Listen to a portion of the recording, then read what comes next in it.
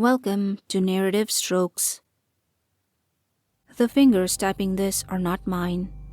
Mine were long and tan and agile. These are stubby and sluggish, sickly white.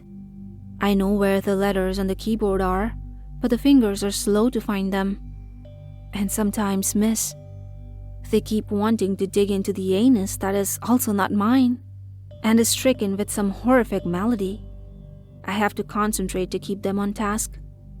Soon enough, this body will begin to reject my brain like the 6 bodies before it, and I will move on.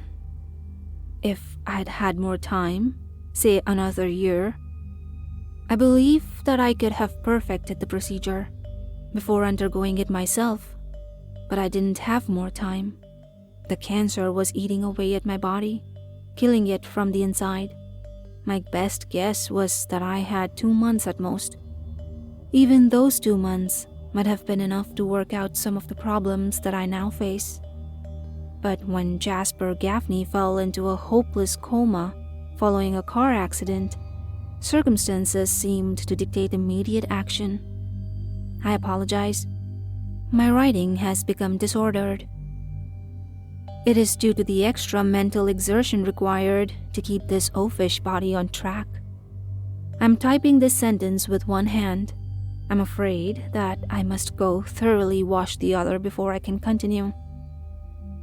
Melanie Gaffney was, and still is, my professional partner. On the evening her husband lay brain dead on the hospital bed, hooked up to a ventilator, she approached me with bleary eyes. "You could die tomorrow, Sal," she said. "I can't continue the work alone. And I don't want to lose Jasper. I can't." "It won't be Jasper that comes out of the procedure, Melanie. You know that." "It will be enough of Jasper for me," she said. "The sound of his voice, the shape of his lips when he smiles, the broad shoulders that have carried me through so much. I can't bear to lose that. I can't bear to never see him again." Frankly, it did not take much consideration on my part.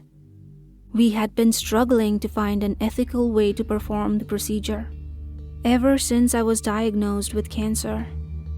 This seemed to be the ideal situation, at least given the circumstances. Jasper had been in the prime of his life, with a very fit and healthy body when the tragic accident had occurred. And here was Melanie, who knew exactly the implications of the procedure, begging for it to be done on her husband's body. Melanie performed the surgery herself. It took several days of working through the haze of anesthetics and painkillers to fully realize the experience of living inside of a new body. My senses were sharper than ever, with nuances of sound and color that I had never noticed before performing their symphony all around me. As the pain receded, I felt a vigor coursing through my body that I had not felt even when my original body was at its own prime. It was remarkable, and for a brief time, we thought that it had worked without complication. We had accomplished the first successful brain transplant. During this period, perhaps predictably, Melanie and I fell in love. It was a strange but exhilarating experience to make love in a body that was not my own. Lying in bed together afterwards, I would often open up and talk about private experiences and opinions in the way that lovers do. Those all came from before, from when I was living in Sal's body. And at first, I still felt like Sal. The Sal who had been Melanie's professional colleague for years and was now becoming intimate with her. More and more often, however, I noticed that Melanie would call me Jasper. She would talk about things that had happened in their past as if I was already aware of them, though of course I couldn't have been. These moments only came in the bedroom, and for the most part, Melanie would refer to me as Sal, and would talk to me as such. Then there were times when I did feel like I was Jasper. It is difficult to describe. My entire thought process altered somewhat, as did my personality. In a way, this was to be expected. A young, fit man living with his love had different things to think about than an old, sick, and lonely man. At night, when I couldn't sleep, I would ask myself, who am I? What is a person? It began as a slight tremor in my hands. I didn't even notice it, as I had the same condition when I was in Sal's body. Melanie pointed it out, but neither of us were particularly concerned. The next problem manifested itself in the bedroom, when I became unable to perform, even with the aid of medication. The tremors increased in severity and spread throughout Jasper's body as the headaches began. Soon, I was unable to get out of bed. It was too painful. My flesh began to rot. "We need to find you a new body," said Melanie, "and then we need to get back to work. We let ourselves grow lazy." It was too much of an effort to talk. My throat was raw and on fire. I tried to nod, but by then, my head was jerking uncontrollably. Finally, I managed to gasp out a yes. I do not know how or from where Melanie procured my third body, and I didn't ask. That body had belonged to a young man, perhaps 30 years old, who was even more fit than Jasper had been. He was very athletic and very attractive. We still made love, and afterwards, Melanie would still occasionally call me Jasper. But this time, we went to work. We pored over our notes, but by the time the tremors began, we were no closer to a solution than we had been. I went through my fourth body, then my fifth and sixth, each one younger and more handsome than the last.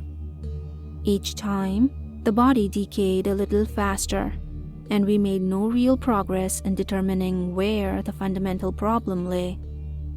One night, while I was home alone in my seventh, counting Sal's body, the headaches just beginning to take hold of me, the front door crashed open and Melanie stood at the threshold panting. "I need a hand with this," she said, pointing to the body behind her. "Is that my new body?" I asked, looking down. I was surprised to see an obese, middle-aged man. "I thought we would try something different," said Melanie. "We keep going younger and fitter with them, and they keep decaying faster and faster. Maybe there's a connection. What if we try going older and flabbier this time, just until we figure out what is going on?"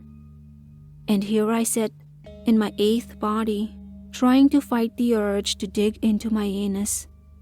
Melanie's hypothesis was correct. This body, as unpleasant as it is, has served me well. It has been over a month, and the tremors are just now beginning. It is the first time that I have been able to devote such a long stretch of time to think about my problem. This extra room for contemplation has led me to come up with, if not a solution, then at least the path towards a solution. Our previous method of haphazardly trying different bodies was flawed in several ways. I am quite satisfied with the new method I have devised. In the basement are some dozen subjects, each of which has undergone a brain transplant. We are now able to study a variety of situations very rapidly. Best of all, we can now surgically study the brains in action as they interact with their new bodies without being concerned about damaging the brains, since now we know we can always find a new one. We are so confident that we will find the solution that we've decided to treat ourselves. Melanie is out now collecting my next body. It's going to be the youngest one yet. She's told me that it will be a surprise too. I wonder if she'll get a female this time. That could be fun. I can't wait to see what she brings back. Thank you for listening to today's story. If you enjoyed it, then comment down below and let me know what you think. I'll see you next time with another story. Until then, keep smiling and don't forget to like and subscribe.